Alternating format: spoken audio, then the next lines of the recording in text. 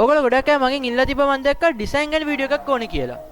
මම අද ඔයාලට ගෙනත් තියෙන්නේ ඩිසයින් ගැන වීඩියෝ එකක්. මම අද ඔයගොල්ලන්ට කියලා දෙනවා කොහොම සෝෂල් මීඩියා බැනර්ස් ඩිසයින් කරන්නේ කියලා.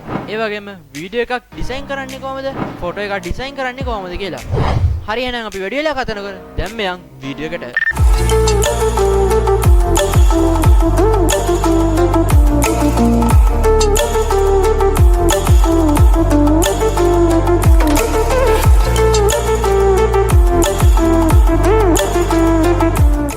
මොකද්ද මේ ඩිසයින් කියන්නේ?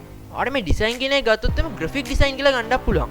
දැන් මොනවද මේ ග්‍රැෆික් ඩිසයින් කියන්නේ? මම ග්‍රැෆික් ඩිසයින් කරලත් නැහැනේ. මොනවද මෙන් කරන්නේ? මොනවද මෙන් කරන්න පුළුවන්?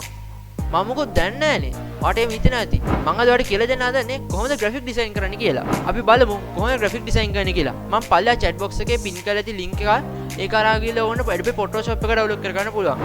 එහෙනම් අපි බලමු කොහොමද ලස්සන ග්‍රැෆික් ඩිසයින් එක කරන්න කියලා. ඔගොල්ලෝ මම chat box එකේ pin කරලා තිබිච්ච link එක download Photoshop එක install කරලා ආවා නම් ඔගොල්ලෝගේ Photoshop එක open කරගන්න.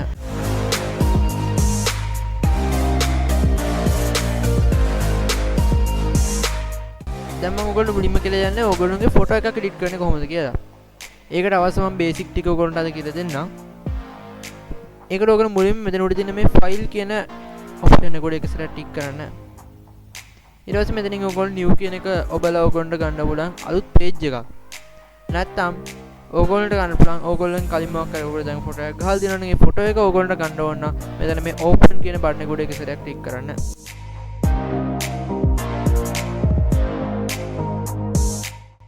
දැන් මම ඇඩ් කරගත්තා මගේ ෆොටෝ එකක්. මම ඒක දැන් ඩිසයින් කරන්න ඕනේ ඉන්ටර්ෆේස් එක තමයි ඔයාලට දැන් මේ පේන්නේ. මේ බාර් එක ගත්තොත් මේ බාර් එකේ මේ උඩේ ඉඳන් පල්ලෙහාටම ඕගොල්ලෝ මේක හරහා පේන්නනවා මොනවද මේක හරහා කරන්න පුළුවන් කියලා. ඕගොල්ලෝ දැන් ඕගොල්ලෝගේ මෙතන පල්ලෙහා තියෙන මේ බෑග්ග්‍රවුන්ඩ් කියන එක උඩ එක සැරයක් ටික් කරලා ඊට පස්සේ මෙතන මේ තියෙනවා රවුමක් භාගේ කපලා වගේ මේ ලෝගෝ එකක් අන්න ඒක උඩ එක සැරයක් ටික් කරන්න. ඊට පස්සේ ඕගොල්ලන්ට පුළුවන් මෙතන තියෙන මේ ඒකේ ඔප්ෂන් වලින් ඕගොල්ලන්ට අත දාපන්න පුළුවන් මේකේ තියෙන කලර්ස් චේන්ජ් කරලා. මම මෙතන කලර්ස් බැලන්ස් කියන එක උඩ එක සැරයක් ක්ලික් කළා. මම මෙතනින් මේ කලර් එකේ කලර්ස් ටිකක් හදා ගන්නවා.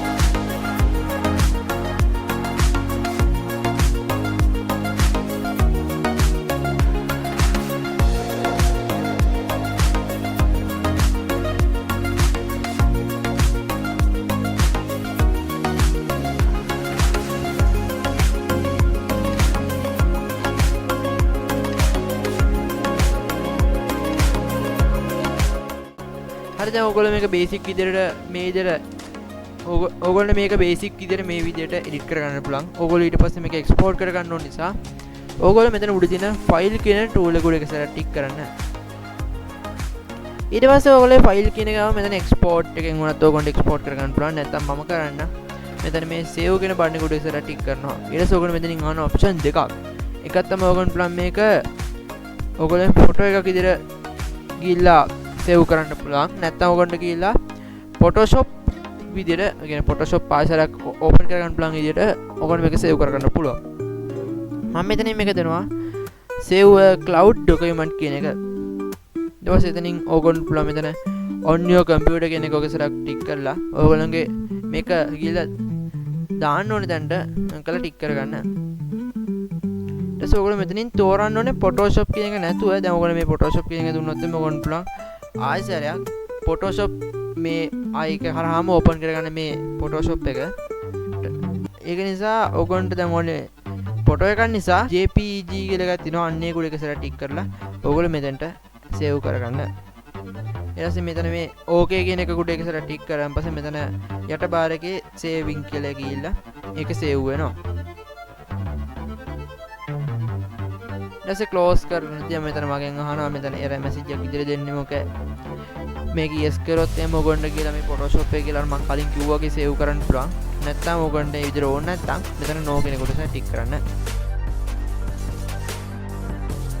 දැන් මේ තියෙන්නේ මම අද ඕගොල්ලන්ට මේ බේසික් විදිහට එඩිට් කරන්න කියලා දුන්න ෆොටෝ එක.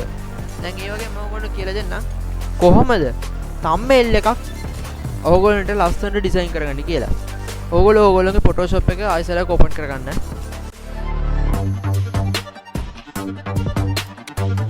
ඊට පස්සේ ඕගොල්ලෝ ආයෙසරක් ආව මේ වගේ ඉන්ටර්ෆේස් එකක් ඕනට කලින් වගේම දවලා ගන්න පුළුවන් මෙතන. ඊට පස්සේ මෙතන මේ උඩ තියෙන ෆයිල් කියන බාර් එක උඩ ටික් කරලා ඕක මෙතන new කියන එක උඩ එකක සැරයක් ටික් කරන්න. ඕගොල්ලෝ අලුතින් thumbnail එකක් හදන නිසා ඕගොල්ලෝ අලුතින් වැඩේ කරන්න ඕන නිසා මෙතන new කියන එක උඩ ටික් කරන්න. ඊට පස්සේ මෙතනින් ඔයාගෙන් අහනවා මෙතන වනේ width එකයි height එකයි ඒ විදිහට ඔයගොල්ලෝ මෙතනින් සිලෙක්ට් කරලා දැන් මම කලින් සිලෙක්ට් කරගත්තු එකක් තියෙනවා මම ඒක උඩ එක සැරයක් ටික් කළා මම මෙතනින් create කියන එක උඩ එක සැරයක් ටික් කරන්න. ඊට පස්සේ ඔයගොල්ලෝගේ ෆොටෝ එක නැත්නම් ඔයගොල්ලෝගේ thumbnail එක දාන්න ඕනේ ඒ background එක මේ විදිහට ඔයගොල්ලන්ට හැවෙනවා.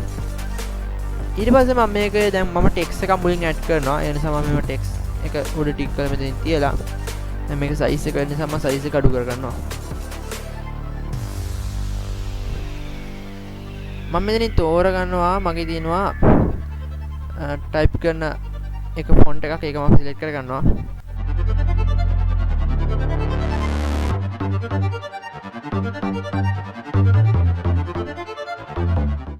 ඊට පස්සේ මෙතන ඕගොල්ලෝගේ කලර්ස් තේම හරියට තිබ්බේ නැත්නම් ඒ කලර්ස් ටිකේම හදා ගන්න.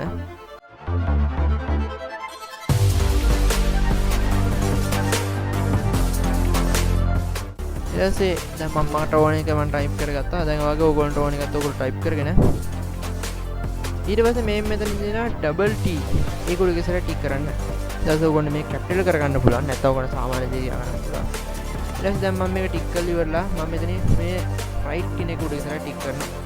ඊට මෙතන මේ අර මම කලින් කො මෝ ටූල් එක උඩට ගිහලා ඉස්සරහ මේක ටික් කරලා මෙතන පල්ලෙහා පේන තියෙනවා රසිදු ඊඩියක් කියලා මම ටෙක්ස්ට් එක ඇඩ් කරපේ ඒක උඩ ඉස්සරහ ටික් කරලා මෙතන FX කියන ඉෆෙක්ට් ටික ඇඩ් කරගන්න අපි හදන්නේ.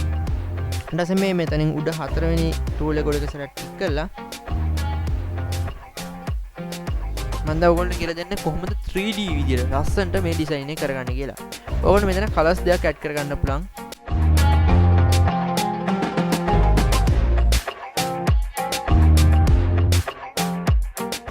ඒක ඇඩ් කරගත්තා නම් ඔයගොල්ලෝ මේක ගානට කලර් එක කන්ට්‍රෝල් කරන්න පුළුවන් කොයි පැත්තට වැඩිපුර තියෙන්නේ වගේ ලස්සනට. දැන් මම මෙතනට දීලා තියෙන්නේ හරියටම 90 දුන්නා. ඒ කියන්නේ හරිය මධ්‍යස්ථ වේ වගේ මොකන්ට දැන් මේක දැන් අර කොයි පැද වැඩිපුර උඩටද පල්ලයට තියෙනවනේ කියලා සිලෙක්ට් කරලා මෙහෙම අතනින් අඩු කරලා මේ විදිහට පල්ලයට ඇදගෙන යන්න පුළුවන්. දැන් මට පල්ලයට ඕන නිසා නේද ඔන්න උඩට ඕන මොකක් ගන්න පුළුවන්.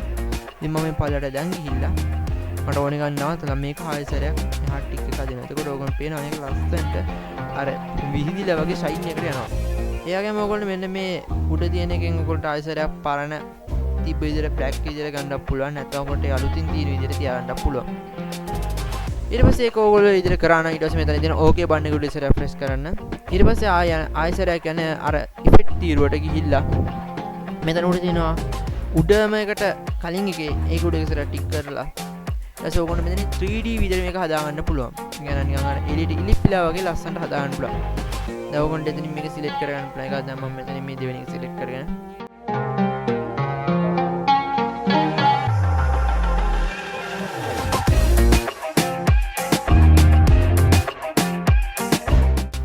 ඉතින් ඒ ටික එඩිට් කරගන්න පස්සේ ඔයගොල්ලෝ නම් මේක නිකන් සයිස් එකක් මදි වගේ නේ ඔයගොල්ලන්ට මේක ලොක් කරගන්න පුළුවන්.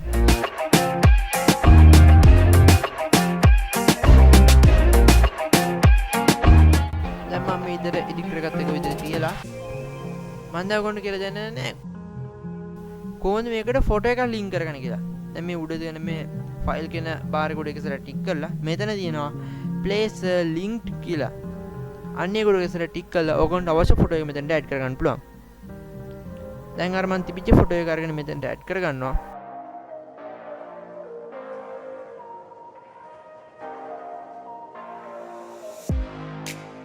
ඉතින් දැන් මේ විදිහට තමයි බේසික් විදිහට ඔයගොල්ලෝ thumbnail එකක් ක්‍රියේට් කරගන්න පුළුවන්. මම දැන් ඔයගොල්ලන්ට කලින් කියලා දුන්නා කොහොමද ඔයගොල්ලෝගේ ෆොටෝ එකක් එඩිට් කරගන්න. මම ඒකට වෙනම සීරීස් එකකුත් කරන්න පටන් ගත්තා. ඒක දැන් ඉස්සරහට මම ඔයගොල්ලන්ට රිලීස් කරනවා. ඒ වගේම දැන් මම ඔයගොල්ලන්ට thumbnail ගන්න මේ විදිහට 3D ලස්සන ඩිසයින් කරලා කොහොමද කරන්නේ කියලා මම ඔයගොල්ලන්ට ඉස්සරහට ලිස්ට් එකක් අරන් එන්නම්. අපි බලමු දැන් මේ හදාගත්ත මේ පොඩි කොටස කොහොමද එක්ස්පෝර්ට් කරගන්න කියලා. දැන් අර කලින් කිව්වා වගේ මෙතනින් ෆයිල් වලට ගිහිල්ලා save as කියන එක උඩ එක සැරයක් ටික් කරලා මෙතන ඩොකියුමන්ට් එකක් විදිහට හරිය නැත්නම් ඕගොල්ලෝ මේ PSD කියන ඒ ෆයිල් එකක් විදිහට හරි ඕගොල්ලෝ මේක ගිහිල්ලා save කරගන්න පුළුවන්. अब මම දැන් මේකත් ගිහලා ඩොකියුමන්ට් එකක් විදිහට මෙයා කරන්න නිසා මෙතන ඩොකියුමන්ට් එකක් විදිහට ගිහලා save කරනවා. ඉතින් මෙතනින් අර කලින් වගේ පේනනේ Photoshop මම ඒක ආයෙසරක් වෙනස් කරගන්නවා JPEG කියලා. ඊට පස්සේ ඒක save කරගන්නවා. ඊට පස්සේ මෙතනින් ආයෙසරක් අර ටික එක ඔබලා මෙතන පල්ලෙහාන් යන ඕගොල්ලෝ පේනවා saving කියලා. ඊට පස්සේ ඒක ගියාට පස්සේ මම මේක close කරගන්නවා. ඒ close කරලා අර කලින් ආපු error message එක එනවා. ඕගොල්ලෝ මේක ගිහිල්ලා ආයෙසරයක් අර Photoshop එක විදිහට save කරගන්න ඕනේද කියලා. ඒක ඕගොල්ලන්ට ඕන නම් දැන් ඉංග්‍රීසි yes දීලා මෙහෙම කරලා ආයෙසරයක් මෙතනින් ගිහිල්ලා save කරගන්න පුළුවන්. මේ තියෙන මම අද thumbnail එකට දාපු basic background එක. අද මම මේ ඔයාලට කියලා දීපු graphic design ගැන මොකක් හරි අපහැදිලිතාවයක් තියෙනවා නම් පල්ලෙහා comment section එකේ comment එකක් දාන්න. මම ඔයාලට ඒකට reply එකක් ලබා දෙන්නම්. ඒ වගේම අපේ තාම FB page එකේ FB group එකේ WhatsApp channel එකේ WhatsApp group එකේ log වෙලා නැත්නම් මම පල්ලෙහා දාපු links වලින් ඔකට ගිහලා ඒවට log වෙන්න පුළුවන්. ඒ වගේම ඔයා අදම නම් අපේ YouTube channel එකට එකතු වුණේ පල්ලෙහා තියෙන subscribe button එක click කරලා bell එක all press කරලා තියාගන්න. ඒ වගේම මම මේ අද කරපු වීඩියෝ එක ඔයාලට වටිනවා නම් පල්ලෙහා තියෙන like button press කරලා වීඩියෝ එකට like එකක් දාන්න. අපි ඊළඟ වීඩියෝ එකෙන් හම්බෙමු. I wanna be the best in the game, invest in my name, check no restraints, I'm obsessed with the pain, I ingest, I retain, assess and I change, possessed by the thought I'll be free one day from society's restraints, money, clout and fame, a disease, a plague, we all love to hate, have to play the game, have to make a name, all our insecurities are on display. This is war with the enemy, think that it was meant to be, living in a time